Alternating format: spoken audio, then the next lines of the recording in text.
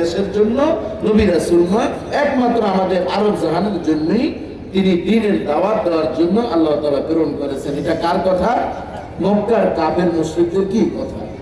আল্লাহ তাআলা সূরাতুল আরাফের 158 নং আয়াত নাযিল করলেন, কুল ইয়া আইয়ুহান নাসু ইন্নী রাসূলুল্লাহি ইলাইকুম জামিআ। আল্লাহ তাআলা পয়গম্বরকে বলেন, হে রাসূল আপনি বলেন, ইন্নী রাসূলুল্লাহ, দিচ্ছি আমি আল্লাহর রাসূল। আমার পরিচয় কি? আল্লাহর রাসূল।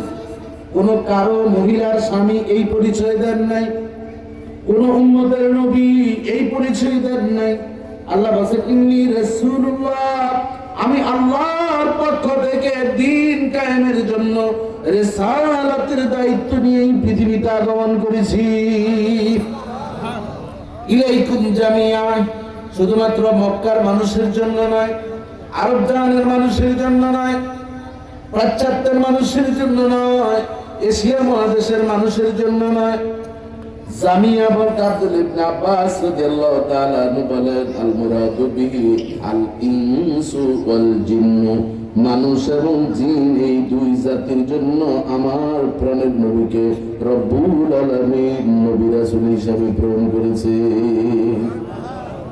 কিন্তু বাবাজি বন্ধুরা আমার, তাফসীর ইবনে কাসির আল্লামা হাফিজ ইমাদউদ্দিন রাহমাহুল্লাহ বলেন, না, শুধুমাত্র আমার নবী জিন এবং মানুষের জন্য নয়, বরং রব্বুল আলামিন লি জামি'i খালকি, আল্লাহর যত সৃষ্টি আছে সব সৃষ্টির জন্য আমার নবীকে নবী রাসূল হিসেবে প্রেরণ করেছে। শুনবেন একটা হাদিসের গল্প। হাদিকাতুল হায়ানাত একটা কিতাব আছে। রাসূলুল্লাহ সাল্লাল্লাহু আলাইহি ওয়াসাল্লাম একদিন এক বাগান দিয়ে যাচ্ছেন। ওই বাগানের ভিতরে একটা আম গাছ ছিল। ওই আম গাছের ভিতরে কিছু পিপিলিকা আছে, জুনিয়র পিপিলিকা যেটা হাঁটে আপনার আমার সামনে, আরেকটা আছে সিনিয়র পিপিলিকা, যেটাকে আমাদের এই চাঁদপুরের ভাষায় বিশেষ করে হানিসর ফরিদগঞ্জ এলাকার লাইয়া বলে, নাকি কি চিনছেন তো? এটা হলো সিনিয়র পিপিলিকা। তো রাসূল সাল্লাল্লাহু আলাইহি দেখতেছেন এই সিনিয়র পিপিলিকার যে একটা সাজানো ঘর থাকে, এটার ভিতরে কিছু কি থাকে, যারা বরিয়াল মাছ ধরে টোপ থাকে না, হ্যাঁ, তো এগুলো সুন্দর মতো সাজিয়েছে তাদের ভবিষ্যৎ প্রজন্ম বৃদ্ধির জন্য যা যা করা তারা তা করছে। কিন্তু হঠাৎ করে কে যেন ওই পিপিলিকার ঘরের ভিতরে আগুন জ্বালিয়ে দিয়েছে। আগুন জ্বালালেন নবী, যে পিপিলিকারও নবী রাসূলুল্লাহ সাল্লাল্লাহু আলাইহি ওয়াসাল্লাম খুব মনোকষ্ট পেলেন। আসরের নামাজের পর সমস্ত সাহাবায়ে কেরামদেরকে নিয়ে মসজিদে নববীতে বসলেন। রাসূলুল্লাহ সাল্লাল্লাহু আলাইহি ওয়াসাল্লাম সাহাবায়ে কেরামদেরকে লক্ষ্য করে বললেন, হে আমার সাহাবীরা, আমি আসার পথে দেখলাম কে বা কারা পিপিলিকার বাড়িতে আগুন লাগিয়েছে। তোমাদের মধ্য থেকে কে এই কাজ করেছ? জবান খুলে তোমরা বলো, আমি তোমাদেরকে তওবা পড়াবো, ইস্তিগফার করাবো, রব্বুল আলামিন ক্ষমা করে দিবেন। আর যতক্ষণ পর্যন্ত তওবা ইস্তিগফার না করবে, জীব হত্যার গুনাহ তোমাদের আমলনামায় লিপিবদ্ধ করা হবে। সুবহানাল্লাহ বলছেন? আহা, সুবহানাল্লাহ বলা যাবে না তো? জীব হত্যা মহাপাপ না? এটা কি সুবহানাল্লাহ বলবেন, নাউজুবিল্লাহ বলবেন? এটা বলার কারণ আছে। মিয়ানমার ওরা তো জীব হত্যা, পিপিলিকা, কুকুর মারা মহাপাপ, কিন্তু মানুষ মারা বড় সওয়াবের কাজ। কথা ঠিক কিনা বলেন? হাজার হাজার আমাদের আবার বিদ্যা বনিতা ছোট্ট বাচ্চাগুলোকে তারা জবাই করে হোলি খেলা খেলেছে রক্ত দিয়ে। কথা ঠিক কিনা বলেন? ওই বতুলের মুখে জীব হত্যা মহাপাপ, এটি মানায় না। কথা ঠিক কিনা বলেন? মান কতালা নাফসিন বিগাইরি নাফসিন আও ফাসাদিন ফিল আরদি ফাকান্নামা কতালান নাসা জামিয়া। রব্বুল আলামিন বলেন, এই পৃথিবীর মধ্যে যে বা যারা কোনো অহেতুক কোনো অজুহাতবিহীন কেউ কাউকে যদি হত্যা করে, এক ব্যক্তিকে হত্যার কারণে গোটা পৃথিবীর মানুষকে হত্যা করার গুনাহ তার আমলনামায় লিপিবদ্ধ হয়ে যাবে। নাউজুবিল্লাহ বলেন। কিন্তু আজকে দেখুন, ছোট্ট রাজনীতির একটু দ্বিধাদ্বন্দ্ব, আকীদার একটু বিদ্বেষের কারণে একজন আরেকজনকে হত্যা করে দেয়। বাংলাদেশের 2-3টি ডিস্ট্রিক্টের নাম বললে অবাক হয়ে যাবেন। নিজের মেয়েকে গেছে শুধুমাত্র জায়গাটা পাওয়ার জন্য। নাউজুবিল্লাহ বলেন। তাহলে সে বাবা নয়, বাবা নামের কলঙ্ক, কথা ঠিক কিনা বলেন? একটা মেয়ে, একজন মা যদি তার স্বামীর কাছে, তার বাবার কাছে একটা মেয়ে যদি নিরাপদ না থাকে, পৃথিবীর কার কাছে নিরাপদ থাকবে? এর সে জালেম, এর সে পশু পৃথিবীতে আর হতে পারে না, কথা ঠিক কিনা বলেন? আমি এক এলাকায় মাহফিল করতে গেলাম, নাম বলবো না, সবাই তো ছোট্ট একটা 56,000 বর্গ মাইলের দেশ, সবাই চিনে। ধরেন পদ্মার ওপারে একটা জেলায় আমি মাহফিল করতে গেলাম, অবাক হয়ে গেলাম। যে এলাকায় গিয়েছি এর পার্শ্ববর্তী গ্রামে তার মাকে নিজে কিনার দিয়ে হত্যা করে 3-4 টুকরা করেছে। কিসের জন্য? ওই বাড়িটা দখল করার জন্য। চাপিয়ে দিল, ভাইয়ে হত্যা করেছে, অর্থাৎ দুই ভাইয়ের ভিতরে বিদ্বেষ। বলল যে ওই ভাইয়ের বউয়ে তার শাশুড়িকে দিয়ে এভাবে সাজিয়েছে। কিন্তু আল্লাহর যে আল্লাহ মানুষদেরকে ছাড় দেন কিন্তু ছেড়ে দেন না, কথা ঠিক হবে। মনে রাখবেন একটি বিষয়, বাংলাদেশে আমরা চিত্র দেখেছি, যারা জুলুম করেছে, ঘুম আয়নাগর নির্যাতন করে করে মানুষদেরকে নির্যাতন করে করে জগদ্দল পাথরের নিচে চাপা দিয়েছে, তারা পালিয়ে যাওয়ার সুযোগ কত কষ্টকর হয়েছে তারাই বুঝেছে, কথা ঠিক কিনা বলেন? এই জন্য মনে রাখবেন, আমরা যে যা করি বুঝে শুনে এখন কাজ করতে হবে। আমাদের জেনারেশন প্রজন্ম, 5টা শ্রেণীর প্রজন্ম রয়েছে। একটি আছে বেবি বুমার্স, একটি প্রজন্ম প্রথম, এই প্রজন্ম হচ্ছে 2046-45 থেকে 1845 থেকে 1864 পর্যন্ত হচ্ছে বেবি বুমার্স। এর অর্থ হচ্ছে জন্মের উত্তাল, অর্থাৎ বিশ্বযুদ্ধ যখন হয়েছিল 1839 থেকে 44, 7 বছর 8 কোটি 5 লক্ষ মানুষ বিশ্বযুদ্ধের মাধ্যমে ধ্বংস হয়ে গিয়েছে। তখন এর পরবর্তী প্রজন্ম বৃদ্ধি করার জন্য বেবি বুম শব্দের অর্থ হচ্ছে জন্মের উত্তাল, জন্ম বেশি হারে করা। এরপরে দেখুন, যখন 1865 থেকে আপনার 1997 বা এই ধরনের আরেকটি জেনারেশন, এক্স জেনারেশন, এরপরে ওয়াই জেনারেশন, পরবর্তীতে হচ্ছে 1997 থেকে 2012 হচ্ছে জেড জেনারেশন। 2013 থেকে বর্তমান প্রজন্ম যারা জন্ম হচ্ছে এরা হচ্ছে আলফা জেনারেশন। আমি এই 5টা জেনারেশন বলার উদ্দেশ্য হচ্ছে এই যে জেড জেনারেশন তো লাঠি সোটা দিয়ে পৃথিবীর এই বাংলার জমিন থেকে স্বৈর শাসকদেরকে পালানোর জন্য তারা কত ধরনের চেষ্টা করেছে। আলফা জেনারেশন যারা 2013 জন্মগ্রহণ করেছে, এরা রোবটের মাধ্যমে এবং বিভিন্ন বৈদ্যুতিক সুইচের মাধ্যমে নিয়ত করলেই বা প্রযুক্তির মাধ্যমে এক দেশ থেকে অন্য দেশে থাকা অবস্থায় মানুষদেরকে হত্যা করার মতন এখন সেই তথ্য প্রযুক্তি আবিষ্কার হয়েছে, কথা ঠিক কিনা বলেন? অবাক হয়ে যাবেন।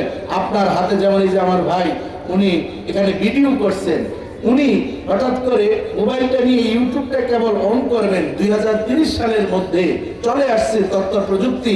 উনি যা চেয়েছেন ওনার চোখের রের মাধ্যমে, চোখের মনের একটা ভাবের মাধ্যমে উনি যা চাইছেন অটো সিস্টেমে মোবাইলের স্ক্রিনে ইউটিউব থেকে বের হয়ে যাবে। তাহলে সেই তথ্য প্রযুক্তিটা কোন পর্যায়ে পৌঁছে, সেই সন্তানগুলো কেমন হবে, তাদেরকে নিয়ন্ত্রণ করার জন্য আমাদের ইনসাফ আদালত কায়েম করার দরকার আছে না নাই? এজন্য আমি আজকের আলোচনাটি আপনাদের সামনে করব কোরআন সুন্নাহর আলোকে, কোন দলের পক্ষে বিপক্ষে নয়, শুধু কোরআনের তাফসীর আমি করব। কারণ রাসূলুল্লাহ সাল্লাল্লাহু আলাইহি ওয়াসাল্লামকে আল্লাহ তাআলা বলেন যে আপনি বলুন ইন্নী রাসূলুল্লাহি ইলাইকুম জামিআ, আপনি শুধুমাত্র মানুষ এবং জিনদের নবী নয়, বরং প্রতিটি সৃষ্টির নবী হিসাবে, পয়গম্বর হিসাবে আমি আল্লাহ আপনাকে প্রেরণ করেছি। জোরে জোরে বলুন আল্লাহু আকবার।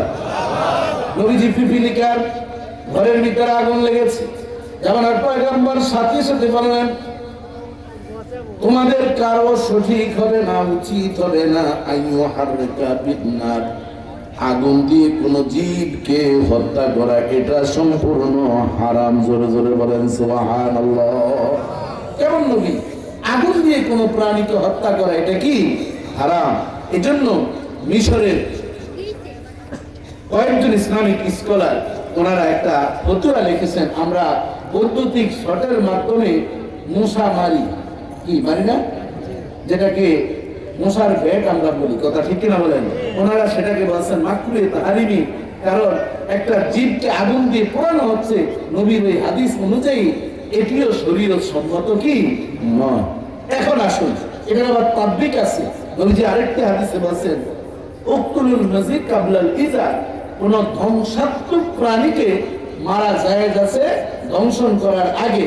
মশার উপদ্রব যদি এমন বেড়ে যায়, ডেঙ্গু হওয়ার সম্ভাবনা থাকে, প্রাণ নাশের আশঙ্কা থাকে, তাহলে এই অবস্থায় মারা যাবে।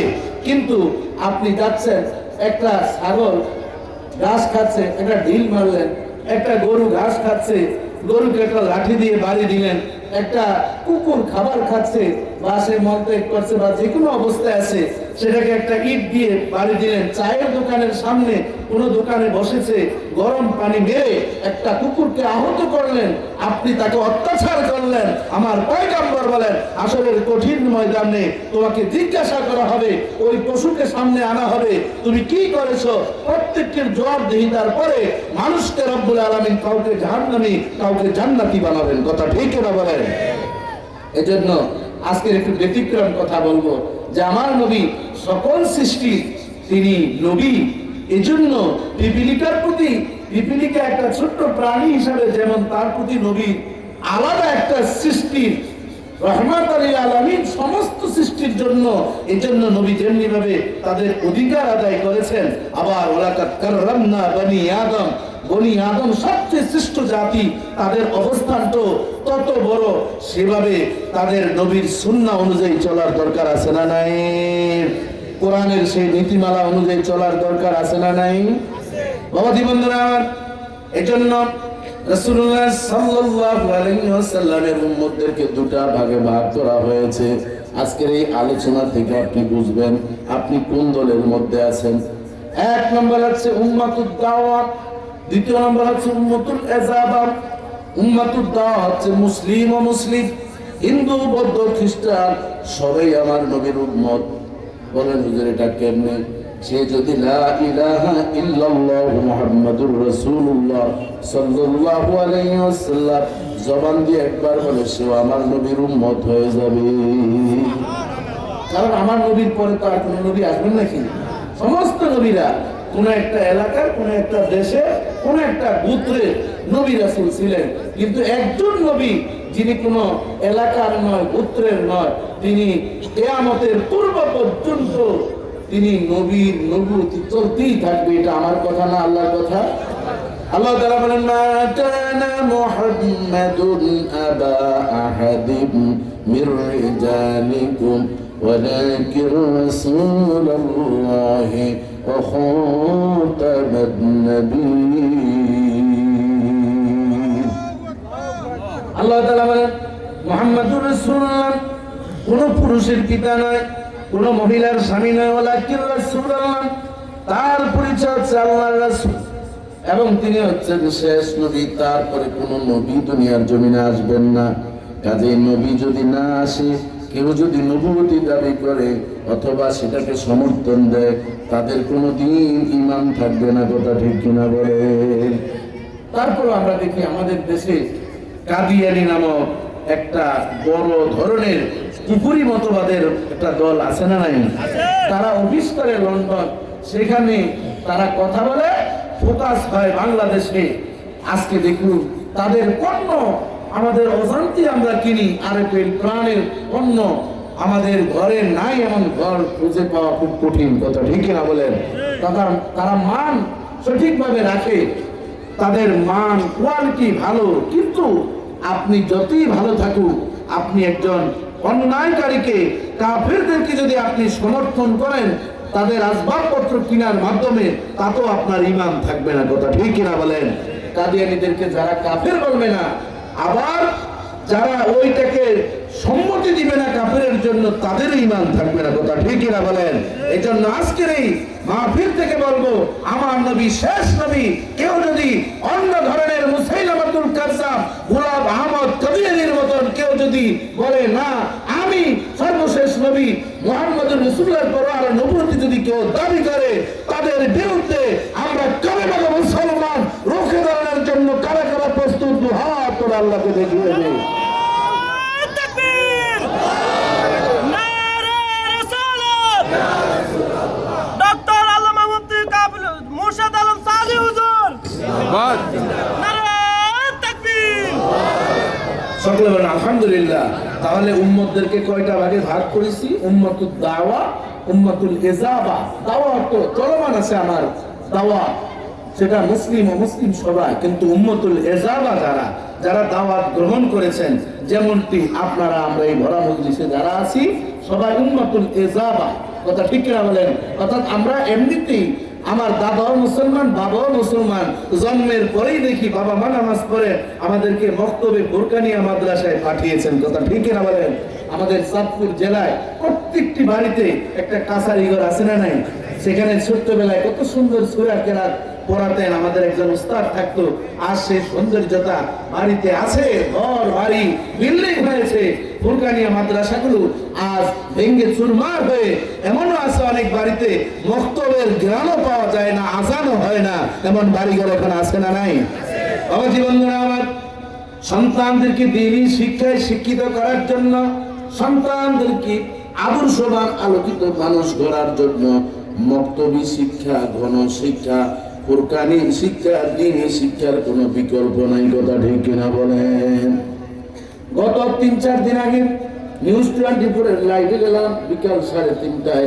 75 বছর বয়সী একজন মহিলা ফোন করে বললেন, হুজুর আমার স্বামী নাই, আমার 2টা ছেলে চিকিৎসা করার জন্য যখনই বলি একজন আরেকজনকে ঠেলে ধাক্কা ধাক্কি করে আমার পোশাক, খাবার দাবার সব ক্ষেত্রে। আমার বড় ছেলে বলল, ও মা, তোমার যে জায়গাটা বাবা দিয়ে গেছেন সেটা যদি আমাকে দিয়ে দাও, তোমার কোনোদিন কিছু চাওয়া লাগবে না, সব আমি তোমাকে যখন যা প্রয়োজন তাই ব্যবস্থা করে দিব। সুবহানাল্লাহ বলছেন চাচা? সুবহানাল্লাহ।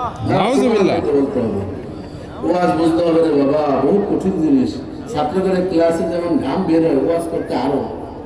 যদি কোনো ছেলে যদি মারে বলে তোমার জায়গা জমিন আমাকে যদি লিখে দাও তাহলে ওষুধ কিনে দিবে, ওটা কি ছেলে না ওটা কুলেঙ্গা? ওটা কি মানুষ না জানোয়ার?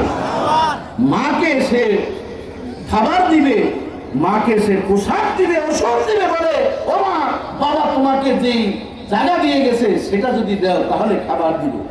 তাহলে সেটা কি ছেলে? সেটা হচ্ছে আল্লাহ বলেন উলাইকা কাল আনআম, ওই মানুষগুলি হচ্ছে চতুষ্পদ জন্তু। আল্লাহ তাআলা রাগ হয় আরো বলছেন বালহুম আদাব, এরা শুধুমাত্র চতুষ্পদ জন্তু নয়, চতুষ্পদ জন্তুর মধ্যে নিকৃষ্ট প্রাণী হচ্ছে শূকর। শূকর কোনোদিন উপরের খাবার খায় না, পচা যেটা নিচে আছে সেটা খোঁজে। এই জন্য শূকরের সুরটা, মুখটা রব্বুল আলামিন লম্বা করে সৃষ্টি করেছেন। পৃথিবীর মধ্যে একটা সৃষ্টির মুখটাকে আল্লাহ সুন্দর বানিয়েছেন, সেই সৃষ্টির নাম কি? সেই সৃষ্টির নাম কি? আর আপনারাই তো আল্লাহ তাআলা লাকাদ খালাকনাল ইনসানা ফি আহসানি তাকওয়িম। আল্লাহ বলেন, হাসান বলেন নাই, সুন্দর বলেন নাই, তিনি ইসমে তাফজিলের সিগা ব্যবহার করে বলছেন আহসান, সবচেয়ে উত্তম আকৃতি দিয়ে সৃষ্টি করেছি। খালাকাল্লাহু আদাম আলা সূরাতি, আল্লাহ তাআলা আদমকে সৃষ্টি করেছেন তার সূরতে। আল্লামা মোল্লা আলী কারি রাহমাতুল্লাহ আলাইহি মিরকাত কিতাবের মধ্যে বলেন, আল্লামা ইবনে হাজার আসকালানি রাহমাতুল্লাহ আলাইহি তিনি বর্ণনা করেন, ও দুনিয়ার মানুষ শুনে নাও, আল্লাহ তাআলা তার নিজস্ব কুদরতি চেহারার হুবহু একেবারে যেভাবে হুবহু চেহারা রয়েছে সেই চেহারার মাধ্যমে আদম সফিউল্লাহকে রব্বুল আলামিন বানিয়েছে। এটা একটা ব্যাখ্যা। আব্দুল্লাহ ইবনে মাসউদ রাদিয়াল্লাহু তাআলা বলেন, আদমকে আল্লাহ তাআলা যেভাবে সৃষ্টি করার জন্য চিন্তা করেছেন সেইভাবে আল্লাহ তাআলা সৃষ্টি করেছেন। বলার উদ্দেশ্য হচ্ছে একটা প্রাণী শুধুমাত্র আল্লাহকে সামনে রেখে খাবার খায়, আর পৃথিবীর সব প্রাণী মাথা নত করে খায়। আর যেই প্রাণীটা, যেই সৃষ্টিটা মাথা নত করে না খায়, সেই সৃষ্টির নামই হচ্ছে ইনসান বা মানুষ। একটা গরু যখন খাবার খায় মাথাটা নিচের দিকে দেয় না? আমরা তো চিন্তা করি না, আমরা তো এমনিতেই সব বুঝি যে স্বাভাবিক। একটা মুরগি খাবার খায় মাথাটা নিচে দেয় না? একটা প্রাণীর কথা বলেন তো সোজা করে খায়? কোন প্রাণী আছে, কোন সৃষ্টি আছে জিন যখন খাবার খায়, জিনও ঝুঁকে খাবার খায়। আমরা তো জিনকে এখন দেখি না। রাসূল ইসলাম বলেন তোমাদেরকে এখন জিন দেখে, হাসরের ময়দানে আমরা আবার জিনদেরকে দেখব, জিন আমাদেরকে দেখবে না। এর কারণ হচ্ছে জিনদের যে বিকৃতি, যে কঠিন চেহারা, যেটা দেখলে মানুষ ভয় পাবে। এই জন্য আল্লাহ তাআলা জিনদের চেহারা দেখার ওই স্বাভাবিক মানুষের চাহিদা, মনোভাবকে আল্লাহ তাআলা বন্ধ করে দিয়েছেন। জোরে জোরে বলেন সুবহানাল্লাহ। জিন কারা দেখছেন? দুই একজনে দেখছেন? হ্যাঁ, দেখেন না এখনো? তাহলে জীবনে আর কি বা দেখলেন? মাঝে মাঝে তো দেখার দরকার আছে। ইউটিউবে তো দেখেন, এটা হলো এআই দিয়ে বানানো হয়েছে। আমরা তো মাহফিল করতে যাই, মাঝে মাঝে দেখি কোরআন তেলাওয়াত করে, সাদা ধবধবে পোশাক। ওই জিনদের চোখের বর্ণনা করলে আপনি অনেক সময় ভয় পাবেন। নীল আকৃতির চেহারা, নাকটা থাকে চোকা। আপনি যদি দেখেন, জায়গায় খাইবে জায়গায় ব্রেক। কথা ঠিক কিনা বলেন? এই জন্য আল্লাহ তাআলা ব্রেক যাতে বান্দার না মারে, কষ্ট যাতে না হয়, এই জন্য আমরা দেখি না। বলার উদ্দেশ্য হচ্ছে আল্লাহ তাআলা এত সুন্দর অবকাঠামো দিয়ে মানুষকে সৃষ্টি করেছে, কিন্তু এই মানুষ আল্লাহকে সবচেয়ে বেশি অবমাননা করে। কথা ঠিক কিনা বলেন? একটা মুরগি রাত যখন 4:30 কি 5টা বেজে যায়, সে কি বলে? কুকুরুত কুক বলে না? কি আসলে কি কুকুরুত কুক বলে? না বাবা, কুকুরুত কুক বলে না। শাহ ওয়ালিউল্লাহ মুহাদ্দিস ইবনে রাহমাতুল্লাহ আলাইহি তিনি হুজ্জাতুল্লাহিল বালিগা কিতাবের মধ্যে বর্ণনা করেন, নবীর উম্মতেরা শোনো, ওই মোরগ কখনো কুকুরুত কুক বলে না, বরং সে বলে সুবহান কুদ্দুস। শুদ্ধ পবিত্র সকাল হয়েছে, আমি একটা পাখি হয়ে তোমাদেরকে জাগ্রত করছি। তোমরা আল্লাহর শ্রেষ্ঠ জাতি হয়ে কেন এখনো ঘুমিয়ে আছো? তোমরা জাগ্রত হয়ে যাও, মালিকের কদমে তোমরা সিজদা করার জন্য প্রস্তুতি নিতে থাকো। মাঝে মাঝে দেখবেন কুকুর খিউ খিউ খিউ খিউ ঘুমিয়ে রাতে করেন। আমার প্রাণের নবী বলেন, কুকুর যখন খিউ খিউ করেন, তোমাকে দুটি তারা শিক্ষা দিচ্ছে। একটি হচ্ছে কুকুর রব্বুল আলামিনের জিকির করে। আল্লাহর এমন কোন সৃষ্টি নাই আল্লাহর জিকির থেকে বঞ্চিত।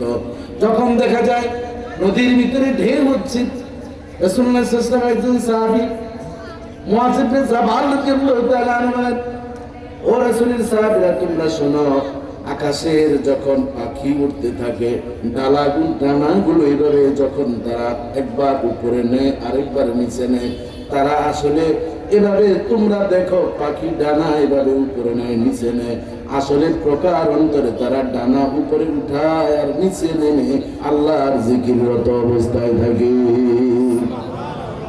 গাছের পাতাগুলোর ভিতরে যখন বাতাস লেগে যায়, গাছের পাতাগুলো যখন ঢোল খেতে থাকে, তখন ওই গাছের পাতাগুলো জিকির করতে থাকে। নদীর ভিতরে যখন পানি এভাবে এক তরঙ্গের উপর আরেক তরঙ্গ হতে থাকে, তখন মালিকের জিকির ওই নদীর ঢেউয়ের ভিতরে হতে থাকে। আল্লাহ আল্লাহ কা মুবারক নাম হয়, আল্লাহ আল্লাহ কা মুবারক নাম হয়, আল্লাহ আল্লাহ মুমিন কাম হয়। ও বাবা, আজকে এই মাহফিলে আপনারা এসেছেন, সাধারণ একজন মানুষ নয়, পীরে কামেল আলহাজ হযরত মাওলানা আলী আকবর রাহমাতুল্লাহ গাউসিয়া মাদ্রাসার উপাধ্যক্ষ আমার বড় ভাই মাওলানা মাহবুবুর রহমান সাহেব, তিনি আমার সাথে এসেছেন, একত্রে এসেছিলেন। তিনি বললেন ওনার নানা হয়, তিনি এর আগে আমি জানতাম না। ওনার বাবাকে আমি অত্যন্ত শ্রদ্ধা করতাম। উনি যখন জমিয়তুল মুদাররিসিনের অফিস মহাখালী গাউসুল আজমে থাকতেন, আমি সুফি সাহেব হুজুরকে দেখেছি মাওলানা মান্নান সাহেবের কাছে বিভিন্ন কাজের জন্য যেতাম। মদিনা ইউনিভার্সিটিতে ভর্তির জন্য, উম্মুলপুরায় ভর্তির জন্য ওনার সার্টিফিকেট বড় দাম ছিল। তখন আমি সুফি সাহেব রহমতুল্লাহ আলাইহি রাআইতু বিআইনাইয়া, যতদিন আমি দেখেছি একটা জায়নামাজের ভিতরে বসে বসে মালিকের জিকির করতেছি। যতবার আমি যতদিন দেখেছি বসে বসে জিকির করছেন, আবার কখনো সিজদায় পড়ে আছেন। আল্লাহকে খরিদ করেছেন চোখের পানির বিনিময়ে, আল্লাহকে খরিদ করেছেন এই জিহ্বাটাকে উৎসর্গ করার মাধ্যমে। এজন্য শায়ের বলেন, আল্লাহ আল্লাহ কা মুবারক নাম হয়, আল্লাহ আল্লাহ কা মুবারক নাম হয়, আল্লাহ আল্লাহ মুমিন কাম হয়। ও দুনিয়ার মানুষ শুনে রে, এই আল্লাহর জিকিরটা কোন ইবলিসের কাম নয়। এই আল্লাহর জিকির কোনদিন কাফিরের কাজ নয়, এই আল্লাহর জিকির কোন মুনাফিকের কাজ নয়। আল্লাহর জিকির হচ্ছে মুমিনের কাম। মুমিন যতই জিকির করবে, রব্বুল আলামিন তার জিহ্বাটাকে আল্লাহর জন্য উৎসর্গ করে দিবে। আইয়ুব নবী 18 বছর পর্যন্ত অসুস্থ ছিলেন, কোনদিন তিনি দোয়া করেন নাই, আল্লাহ মালিক আমাকে তুমি সুস্থ করো, আমাকে তুমি সুস্থ করো। তাফসীরে মাযহারিতে রব্বি ইন্নী মাসসানিয়াদ দুররু ওয়া আনতা আরহামুর রাহিমিন, এই আয়াতের ব্যাখ্যায় আল্লামা আলুসি রাহমাতুল্লাহ আলাইহি রুহুল মানিতে, তাফসীরে ইবনে কাসির হাফিজ ইমাদউদ্দিন রাহমাতুল্লাহ আলাইহি, তাফসীরে মাযহারিতে রব্বুল আলামিন কাজী সানাউল্লাহ ফরিদি রাহমাতুল্লাহ আলাইহি তার মাথার ভিতরে এমন একটা বারাকাত চিন্তা দিয়েছেন। তিনি বলেন, কোনদিন আইয়ুব নবী আল্লাহর কাছে রোগ মুক্তির জন্য বলেন নাই। তার শরীরের ভিতরে পচা লেগে গিয়েছে, সন্তানরা ফেলে দিয়েছে, তাকে রেখে আসলে একটা ডাস্টবিনের কাছে দুর্গন্ধে যাওয়া যায় না। স্ত্রী শুধুমাত্র তার সঙ্গী ছিল, স্ত্রীর ঘরে খাবার নাই, বাড়িতে বাড়িতে কাজ করে পচা জামাইটাকে তিনি আশ্রয় দিয়েছেন, খাবারের ব্যবস্থা করেছেন। প্রতিদিন তিনি এসে দেখেন তার স্বামী আল্লাহর জিকিরের মধ্যে প্রমত্ত হয়ে আছে, আল্লাহর সিজদায় তিনি পড়ে আছে। একদিন হঠাৎ করে এসে দেখলেন শরীরটা পচে, এমন পোকা কিলবিল করতেছে, পোকা শরীর থেকে নিচে পড়ে গেছে। আবার আল্লাহর নবী আইয়ুব ওই পোকাগুলো আবার শরীরের মধ্যে উঠাচ্ছেন। স্ত্রী বলেন, স্বামী গো, এটা কোন ধরনের, আমি আপনাকে এত কষ্ট করে গোসল করাই, গরম পানি দিয়ে শরীরটা আপনার ধুয়ে মুছে দেই, এই পোকাগুলো উঠানোর প্রয়োজন কি? স্ত্রীকে ডাক দিলেন, স্ত্রী রে, ও স্ত্রী, তুমি জানো না আমার মালিক রব্বুল আলামিন এই পোকাগুলোর রিজিক আমার আইয়ুবের শরীরের মধ্যে দিয়ে দিয়েছে।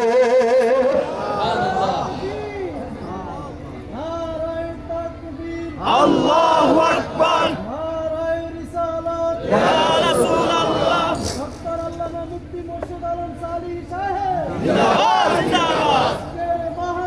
সফল হোক, সফল হোক।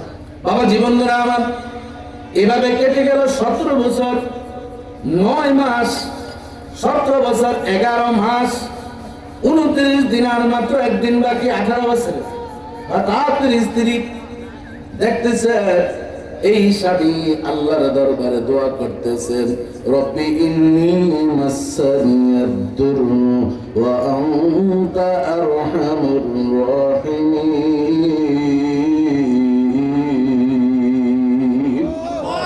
চোখের পানি ছেড়ে দিয়ে কোনোদিন দোয়া করতে দেখেন নাই 17 বছর 11 মাসে। হঠাৎ করে কেন দেখলেন?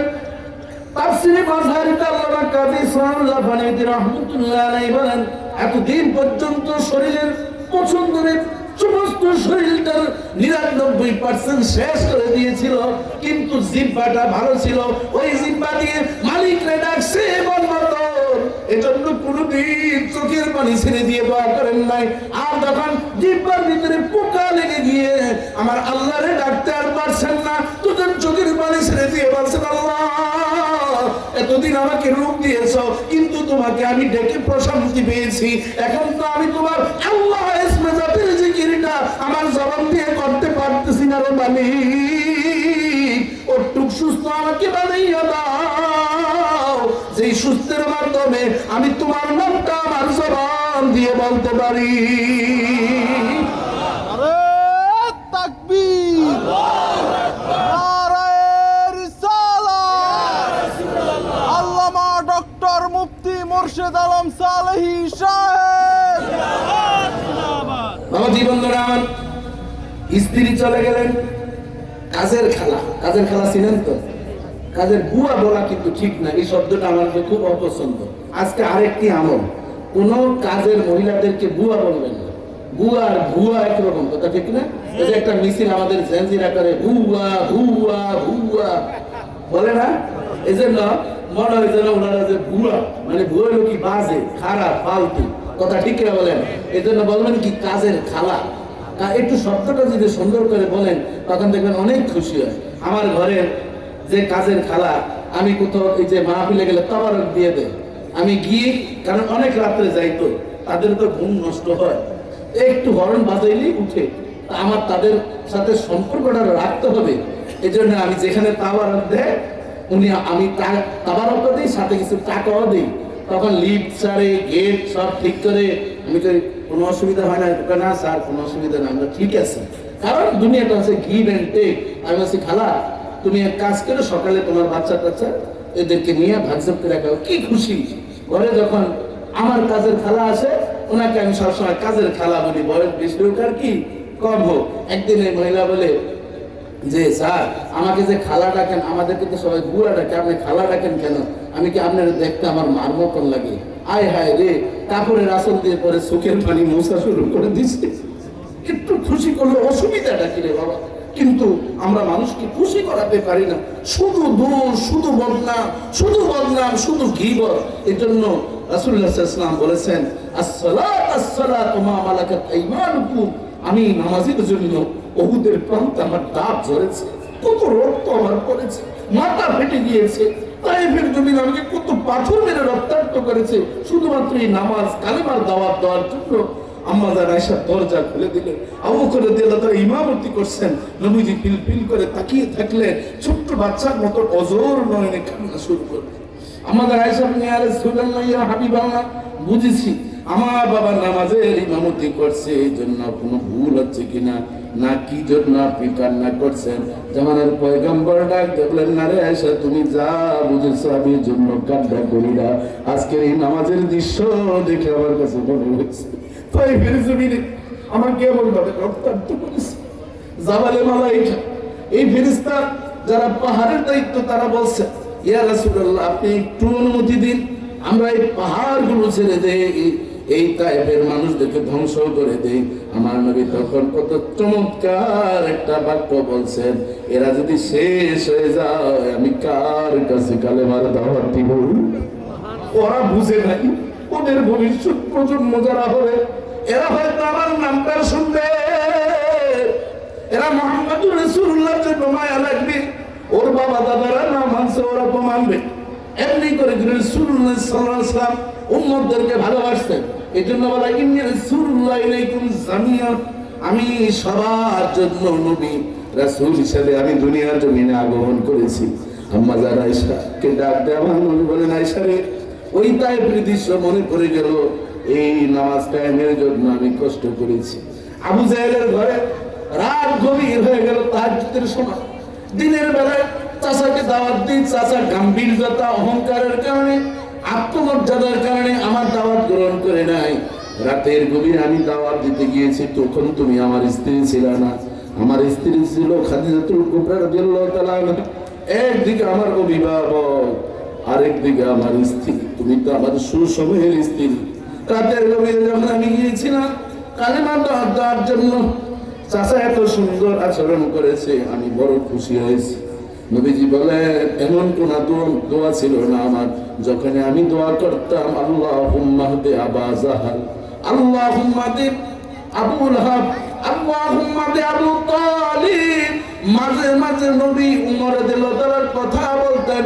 আল্লাহ কোরআনের আয়াত নাযিল করে দিলেন, ইন্নাকা লা তাহদি মান আহবাবতা ওয়ালাকিন্নাল্লাহা ইয়াহদি মান ইয়াশাউ ওয়াল্লাহু আ'লামু বিল মুহতাদিন।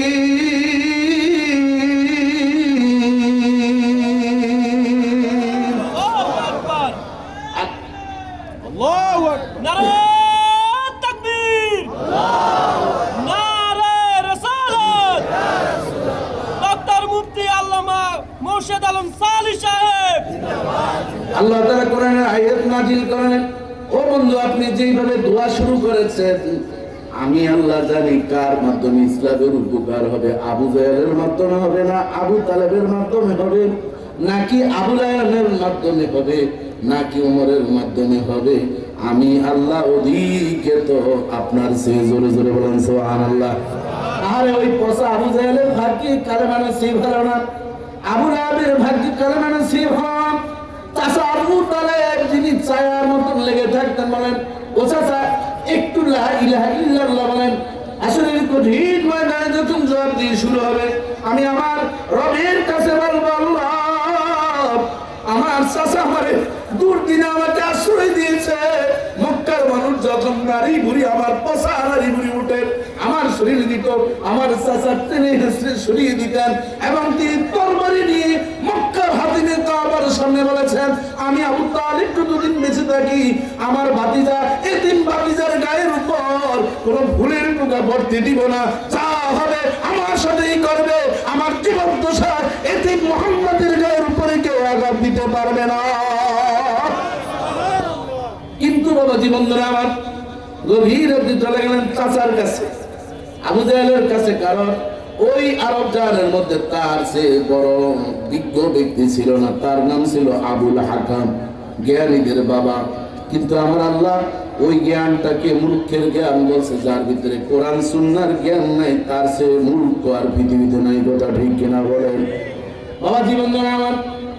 রাসূলুল্লাহ সাল্লাল্লাহু আলাইহি ওয়াসাল্লাম গভীর রাতে যখন দাওয়াত দিতে গেলেন, বড় করুণ ইতিহাস, বড় করুণ ইতিহাস বলতে গেলে বুকটা চুরমার হয়ে যায়। আমার নবীকে বললেন, ইন্তাজির সায়া মুহাম্মদ ইবনে আব্দুল্লাহ, একটু অপেক্ষা করো, আমি আসি। আর নবী বড় খুশি, গতকালের রাতে দোয়া করেছি, মনে হয় রব্বুল আলামিন আমার চাচার গায়ে দোয়া কবুল করে নিয়েছেন, আমার চাচার জন্য দোয়া বড় কবুল হয়েছে। পরের অংশটা বড় দুঃখজনক ট্র্যাজেডি। একটা চাবুক নিয়ে আসলো, চাবুক নিয়ে এসে আমার পয়গম্বর এই নূরের দেহটার ভিতরে বারাকা ভরপুর এই দেহের মধ্যে, যে দেহের ভিতরে রব্বুল আলামিন খতমে নবুয়ত মোহরে নবুয়ত দিয়েছেন, সেই শরীরের উপর একটার পর একটা আঘাত দেওয়া শুরু করে দিল। চাচাকে বলতেছে, চাচা আমার অপরাধ কি?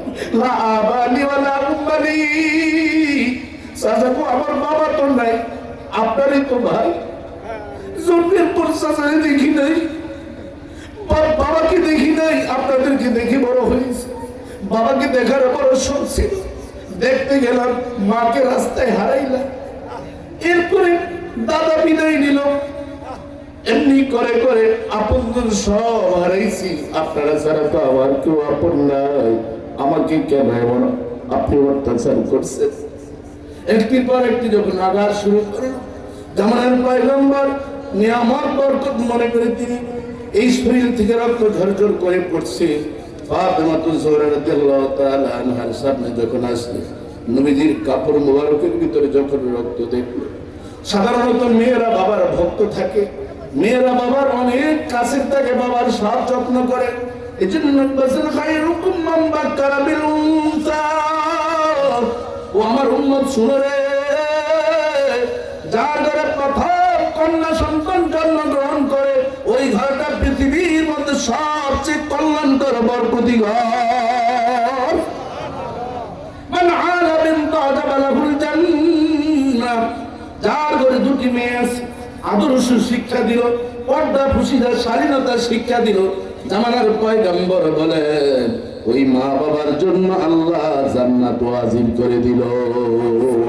এজন্য মেয়ে জন্মগ্রহণ করলে কেউ মন খারাপ করবেন না, এটা জাহিলি জামানার একটা প্রভাব আমাদের সমাজে এখন দেখা দিয়েছে। কথা ঠিক না?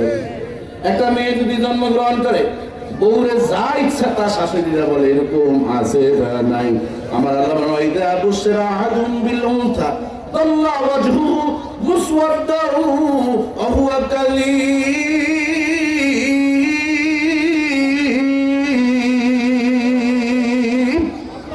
ও দুনিয়ার মানুষ শুনো রে, যখন কোন জাহিলি জামানার বাবার কাছে খবর যাইত তোমার ঘরে একটা মেয়ে জন্মগ্রহণ করেছে, তাদের চেহারাটা কালো হয়ে অন্ধকার হয়ে যেত। এই জন্য বাবা জীবন আমার ফাতেমাতুজ জোহরা রাদিয়াল্লাহু তাআলা আমার বাবা কেন এমন হয়েছে, নবীজি দোয়া দিলেন, একটা কারণে আজ রক্তাক্ত হয়েছি, সেই কারণটা হয়েছে ওমা নাকালু মিনহুম ইল্লা আইয়ুমিনু বিল্লাহিল আজিজিল হামিদ।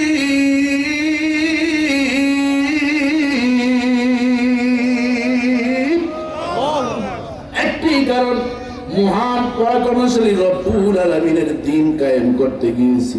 ওই দিন কায়েম করার কারণে আজ এই নির্যাতিত নিপীড়িত। বলতেছেন বাবা, তাই যদি সত্যি হয়, আমার দাদা যদি হয়তো আপনাকে অত্যাচার করে থাকে, আপনি একটু আমি হাত উঠাবো, আপনি একটু আমিন আমিন বলবেন। আমি হাত উঠাবো, আপনি খালি আমিন আমিন বলবেন।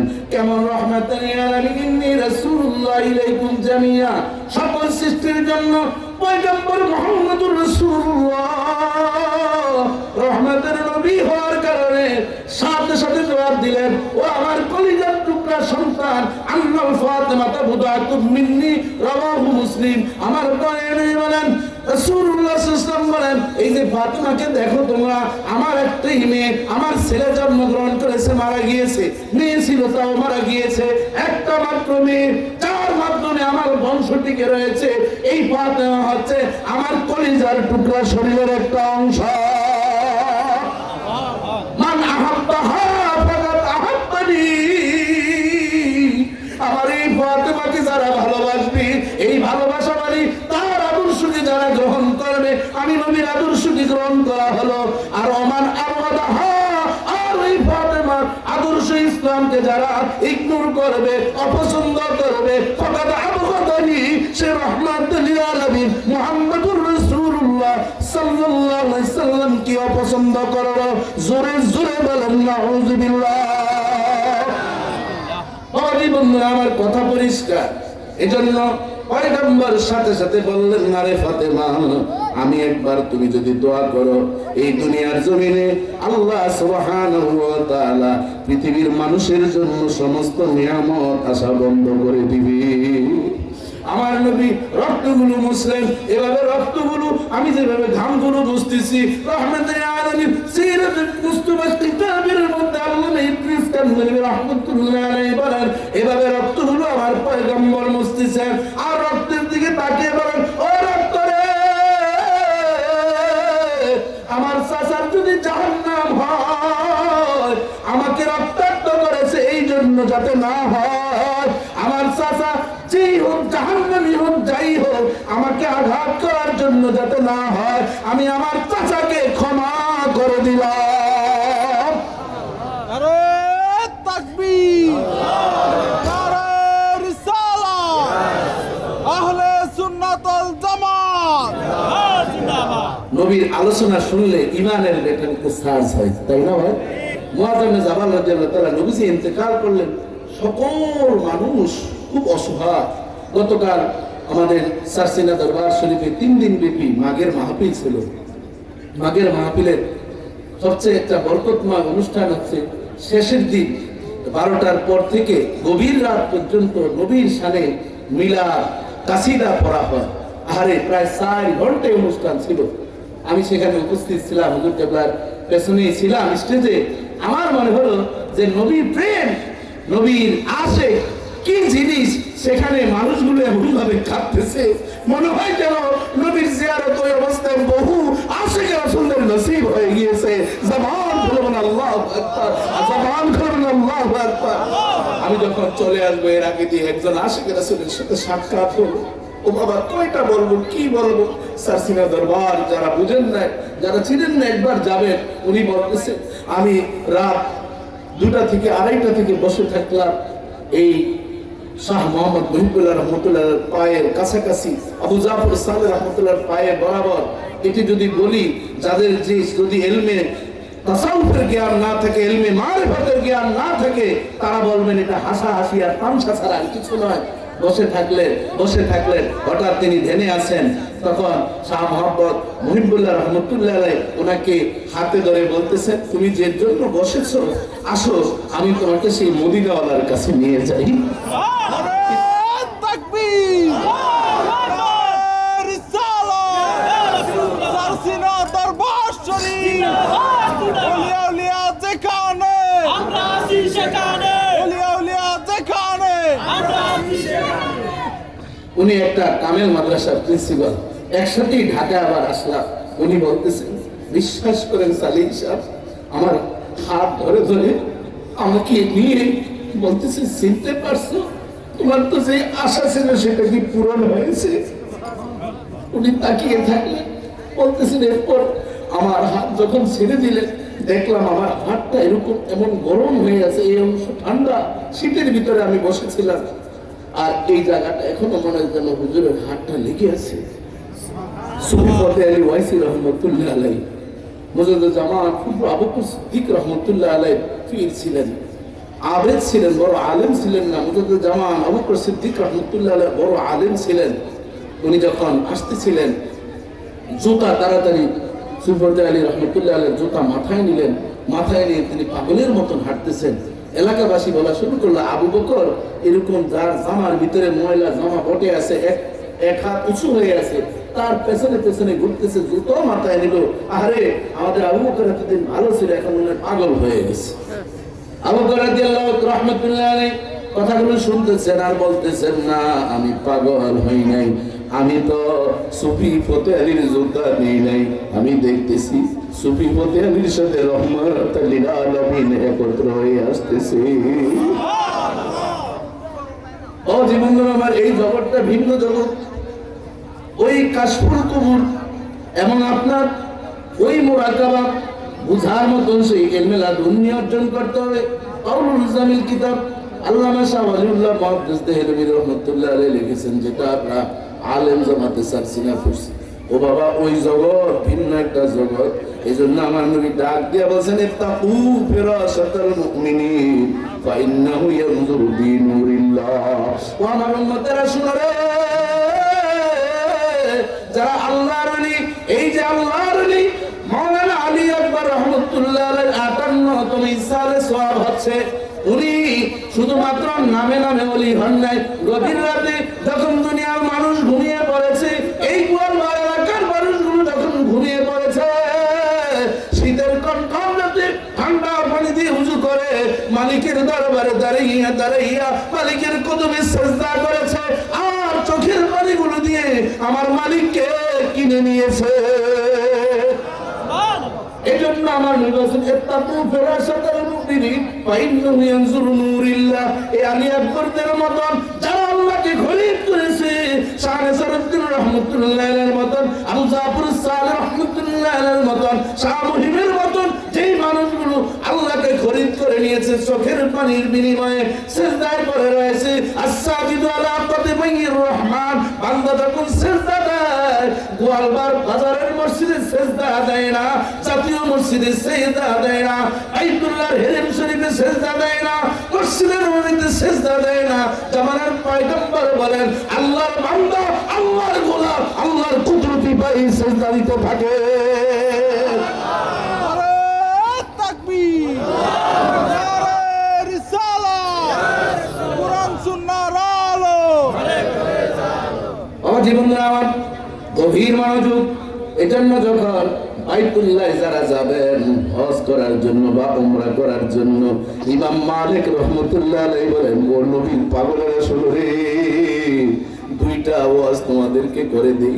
যখন তোমরা বাইতুল্লাহটা দেখবা, আমার নবী বলছেন, বাইতুল্লাহ দেখি যে উম্মতগুলো অন্তর থেকে বলবে আল্লাহু আকবার, ও আল্লাহ এতদিন টিভির মনিটরে দেখেছি, বইয়ের পাতা দেখেছি গো মালিক, আমার তোমার বাড়িতে আনছো, এই বলে যদি অন্তর থেকে আল্লাহু আকবার বলে, জিন্দেগানির সমস্ত সগীরা গুনাহগুলো রব্বুল আলামিন মাফ করে দিবেন। মাযহাবের ইমাম মালিক রাহমাতুল্লাহ আলাইহি বলেন, যখন বাইতুল্লাহটা ধরবা, তোমার মনের ভাবটা থাকবে এমন, মনে হয় আমি আমার আল্লাহর এই ঘরে বলছি, মালিক তোমার বাড়িতে আসছি, এই বাড়িটা হচ্ছে পৃথিবীর সর্বপ্রথম ঘর। ইন্না আউওয়ালা বাইতিন উদিয়া লিন-নাসি লাল্লাযী ফী বাক্কাতা মুবারাকান ওয়া হুদাল লিল আলামিন।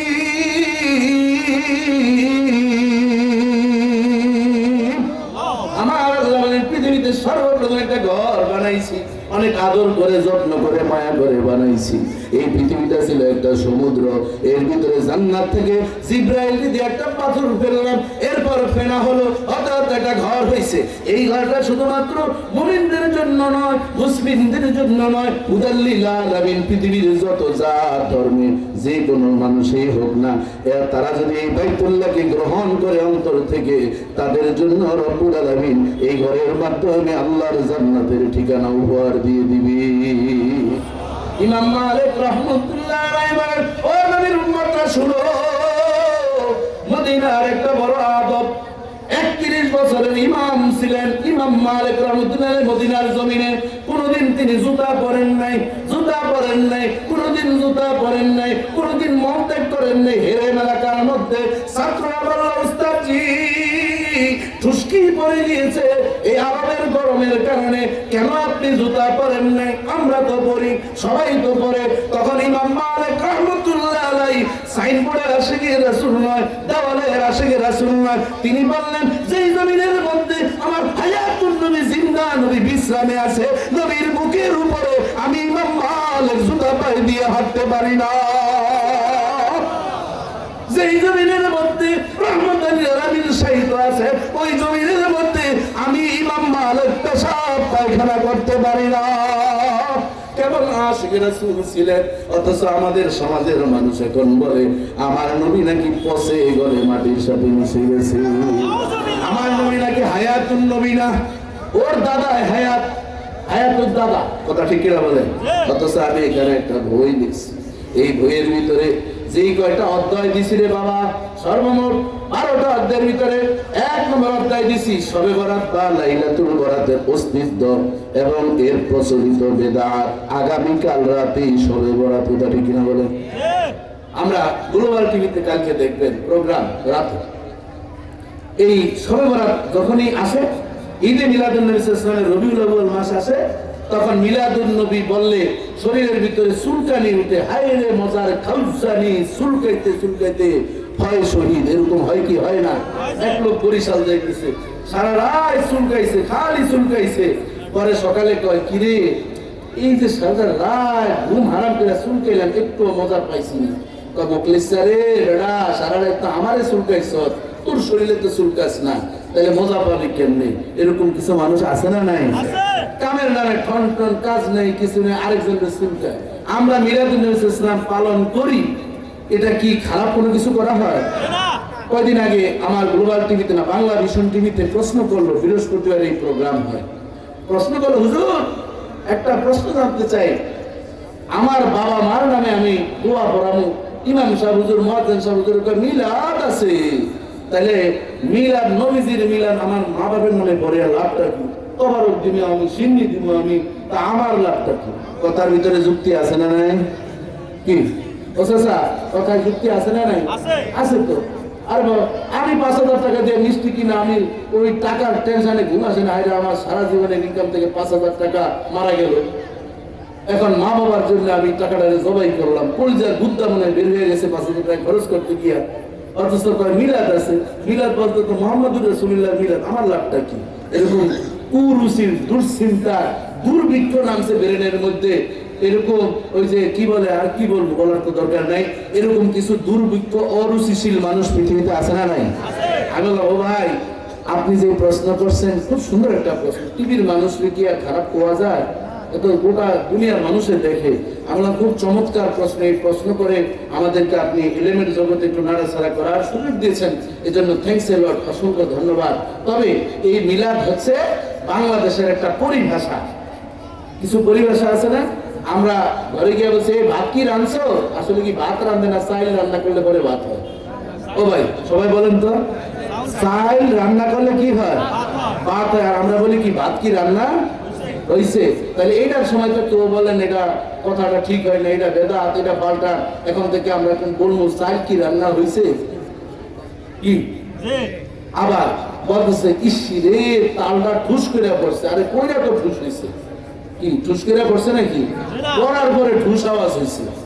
এগুলো হচ্ছে কি পরিভাষা। আরো এরকম অনেক আছে বাংলা ওয়াজ, আমি মোটামুটি বাংলা ওয়াজ আপনাদেরকে বেশি পারিও না আর মজা দেওয়ার জন্য না, আমি বললাম মিলাদ বলতে বাংলাদেশে পাক ভারত উপমহাদেশ সহিত ইন্দোনেশিয়া এবং মালয়েশিয়া অনেক দেশেই মিলাদ বলতে বোঝায় যে নবীর শানে দুরূদ পাঠ করবে, আল্লাহর শানে জিকির করবে এবং সবাই মিলে তবারক তবারক খেবে, পুরো প্যাকেজটার নামে মিলাদ। কথা ঠিক না বলেন?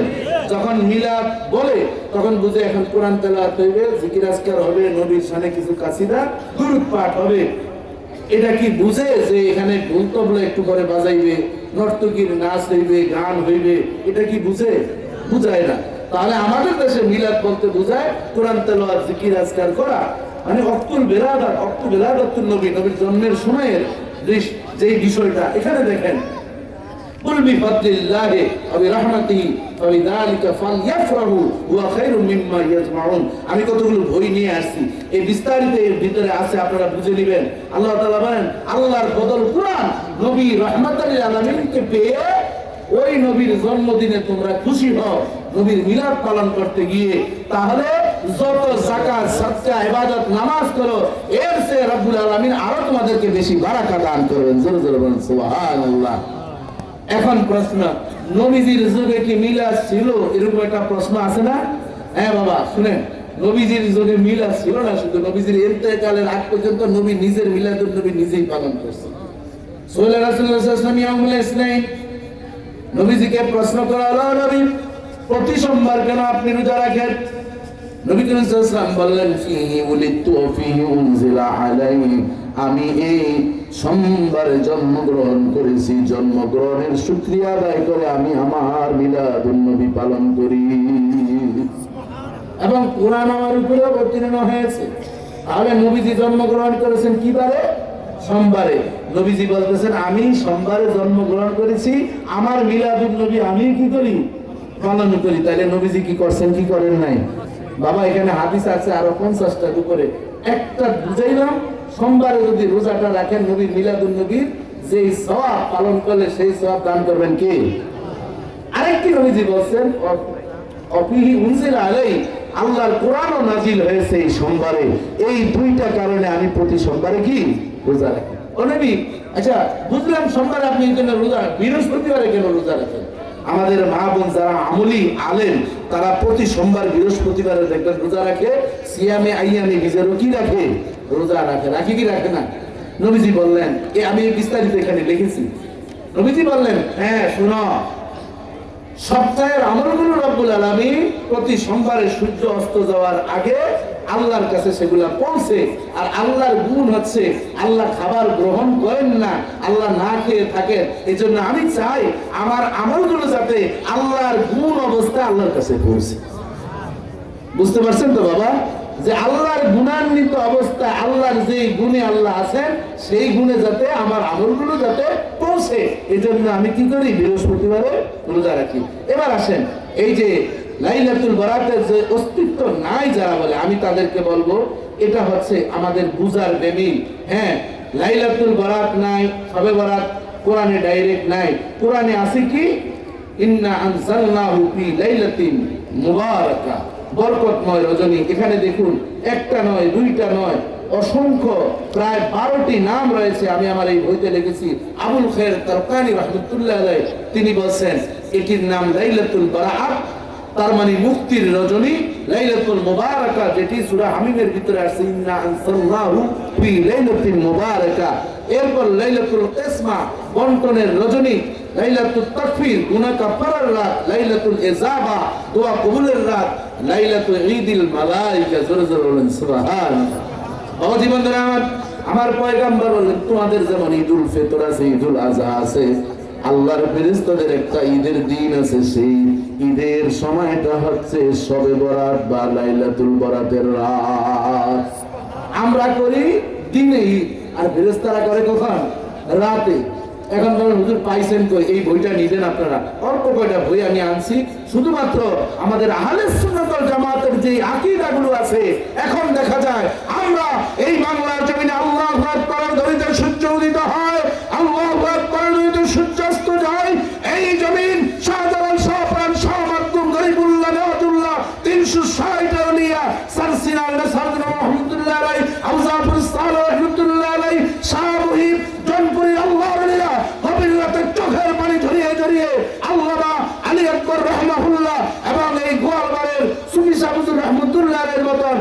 আল্লাহর গভীর রাতে চোখের পানি ঝরিয়ে ঝরিয়ে এই বাংলার জমিনের পরতে পরতে ইঞ্চিতে ইঞ্চিতে আহলে সুন্নাত ওয়াল জামাতের আকীদাকে ফুটিয়ে তুলেছেন, বাস্তবায়ন করেছেন, জীবিত করেছেন।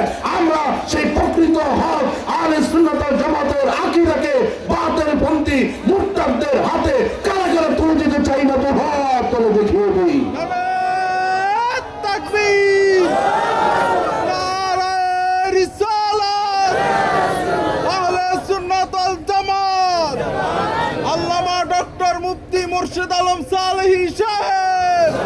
ও বাবা, লাইলাতু ঈদুল মালাইকা, নবীজি বলছেন আমাদের হচ্ছে দিনে ঈদ আর আল্লাহর ফেরেশতাদের হচ্ছে রাতে ঈদ, আর সেই ঈদের রাতটা হচ্ছে শবে বরাতের রাত। জোরে জোরে বলেন সুবহানাল্লাহ। এখন বলবেন বাবা শবে বরাত আছে কই? আমি তাইলে বলবো নামাজ আছে কোন কোরআনে কোন হাদিসে পাবেন? নামাজ, নামাজ শব্দটা কি কোরআনে পাবেন? যদি পান যত টাকা পয়সা যা আছে আমার সব আপনার নামে দিয়ে দিব। হ্যাঁ, নামাজ নাই, আছে সালাত। কথা ঠিক কিনা বলেন? রোজা কি পাবেন কোথাও? নাই। আছে কি? সাওম। পাক ভারত উপমহাদেশে শবে বরাত পার্সিতে সব অর্থ রাত, বারাত অর্থ নেক বা পূর্ণের বা মুক্তির রজনী। তাহলে এটি হচ্ছে একটা পরিভাষা। এই পরিভাষা নিয়ে নাই এই কথা বলেন, কিন্তু দেখেন আমার নবী বলছেন চমৎকার হাদিস। এবার পালাবেন কোথায়? আসুন সেই হাদিসগুলো এক এক করে আমার এখান থেকে একটা হাদিস আমি আনছি, যেটি সরে মাওয়াবুল লাদুন্নি এবং মারিফুল সুনান আল্লামা ইউসুফ বিন নুরি রহমতুল্লাহ আলাইহি তিনিও এই তার কিতাবের ভিতরে লিখেছেন। দেখুন রাসূলুল্লাহ সাল্লাল্লাহু আলাইহি ওয়াসাল্লামের সাহাবী আলী ইবনে আবি তালিব রাদিয়াল্লাহু তাআলা বলেন ইজা কানাত লাইলাতুন নিসফি মিন শাবান ফাকুমু লাইলাহা ওয়া সুমু নাহারাহা। জোরে জোরে বলুন আল্লাহু আকবার। রাসূলুল্লাহ সাল্লাল্লাহু আলাইহি ওয়াসাল্লাম বলেন যখন লাইলাতুন নিসফি মিন শাবান চলে আসে তখন তোমরা রাতের বেলায় কিয়ামুল লাইল করো, দাঁড়িয়ে দাঁড়িয়ে তোমরা নামাজ পড়ো, জামাতে নামাজ আদায় করো, তোমরা উমরি কাজা আদায় করো, সালাতুত তাসবিহ পড়ো, নফল নামাজ পড়ো, আর দিনের বেলায় তোমরা রোজা রাখো। ও আমার উম্মতরা শোনো, ফাইন্নাল্লাহ ইয়ানজিলু ফিহা লিগুরুবিশ শামসি ইলাদ দুনিয়া। রব্বুল আলামিন এই শবে বরাত বা লাইলাতুন নিসফি মিন শাবানের রাতে প্রথম আসমানে নেমে আসেন, নেমে এসে ডাক দেয় বলেন ফায়াকুলু আলা মিন মুস্তাগফিরলি ফাগফির লাহু।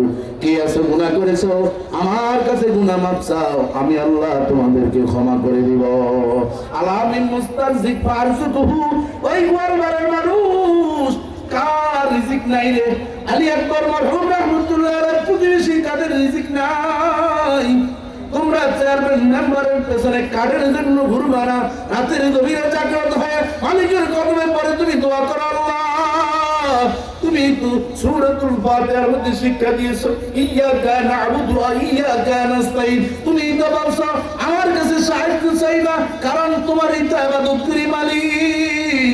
তোমার ইবাদত করি দুনিয়ার চেয়ারম্যান মেম্বারের কাছে নিয়ে বেজ্জতি করিনো না, কোন নেতার পেছনে পাঁচটা গোলাম বানাইও না রে মালিক। তোমার কাছে সাহায্য চাই, তুমি আমাকে রিজিক দান করে দাও। আমার নবী বলতেছেন আলা মুক্তালা ফাওয়াবি, কে আছো বিপদে আমি আল্লাহর কাছে তোমরা বিপদের কথাগুলো বলো, আমি আল্লাহ তোমার বিপদ দূর করে দিব। তাহলে এখানে শবে বরাতের দলিল আছে না নাই? ও বাবা, এখানে শুধু একটা দুইটা নয়, আপনার প্রায় 50টি দলিল এখানে দিয়েছি। উল্লেখযোগ্য 14টি হাদিস নিয়ে এসেছি। দেখুন মুআয ইবনে জাবাল থেকে বিখ্যাত একটা হাদিস, যেটা মুজামুল কবিরের 15 খণ্ডেতে এসেছে। ইয়াতালিউল আযজা জাল্লা ইলা খালকি লাইলাতুন নিসফি মিন শাবান। নিসফি মিন শাবানে আল্লাহ সুবহানাহু ওয়া তাআলা আগমন করেন, এসে ফায়াকুলি জামিউ খালকিহি, তিনি সমস্ত সৃষ্টি জীবকে ক্ষমা করে দেন ইল্লাল মুশরিক আল মাশাহিন। জোরে জোরে বলেন আলহামদুলিল্লাহ। আমাদের হুজুর আমাদের মাঝে চলে আসছে। নিশ্চয়ই আমি যদি হুজুরকে দেখি নাই, আমি চেহারা দেখে বুঝতেছি যা রু যুকির আল্লাহ, যার দিকে তাকালে আল্লাহর কথা মনে পড়ে যায়, তিনি হচ্ছেন আল্লাহর ওলি। কথা ঠিক কিনা বলেন? আমার ধারণা পীর সাহেব বালুথুবা, এবং এই যে বালুথুবার যিনি হুজুর, হুজুরের আব্বার নাম কি ছিল? শামসুল হক সাহেব। আমি হুজুরকে দেখেছি, অত্যন্ত বুজুর্গ একজন মানুষ ছিলেন।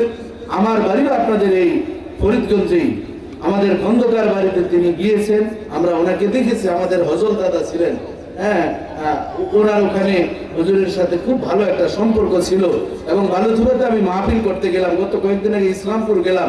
আমি তখন ওই এলাকার পাশ দিয়ে যাচ্ছিলাম, ইসলামপুরে যাওয়ার সময় আপনাদের বাড়িটা মনে পড়ে, তখন আপনার আব্বার স্মৃতিচারণ আমি আমার সাথে যারা সফর সঙ্গী ছিল তাদেরকে আমি বলতেছিলাম এই বাড়িটা কিন্তু একজন আল্লাহর ওলির বাড়ি, কারণ আল্লাহর ওলিদেরকে চিনার জন্য অন্য কোন পরীক্ষার প্রয়োজন নেই। নেসারউদ্দিন আহমদ রহমতুল্লাহ আলাইহ তার খাদেমের কাছে 12 বছরের খাদেম, ওই খাদেমের কাছে বলছেন হুজুরের কিছু কারামত বর্ণনা করেন তো। তখন উনি বললেন আমি কি রেখে কি বলবো, তবে একটা বলি, 12 বছরের জিন্দিগানিতে আল্লামা নেসারউদ্দিন রহমতুল্লাহ আলাইহ একটা মুস্তাহাব আমল ছুটতে আমি দেখিনি। সুবহানাল্লাহটা আসতে কইছে না, আসতে বলা যুক্তি আছে, কারণ মুস্তাহাব আমলটা আমরা নিজেরা বুঝি না, কেমনে বুঝবো? ফরজ হইছে 5 ওয়াক্ত নামাজ, এটা আমরা বুঝি, হালাল খাবার, তাই না, এগুলো আমরা বুঝি। ওয়াজিবটা বুঝি, যেমন বিতির নামাজ 3 রাকাত বা মান্নত করলে যে সাদাকা দেওয়া, তাই না। সুন্নতে মুআক্কাদা আমরা বুঝি যে আসরের আগের যে সুন্নাত, এটা সুন্নতে জায়েদা বা নফল, যোহরের আগের 4 রাকাত সুন্নত, আসরে নাই সুন্নতে মুআক্কাদা, ফজরের নামাজ 2 রাকাত সুন্নতে মুআক্কাদা, এরপর হলো মুস্তাহাব। রাসূলুল্লাহ সাল্লাল্লাহু আলাইহি ওয়াসাল্লাম কত চমৎকার বুঝিয়েছেন, তুমি ঢিলাগুলো ব্যবহার করো, এটি কিন্তু সুন্নতে মুআক্কাদা, মানে তুমি ব্যবহার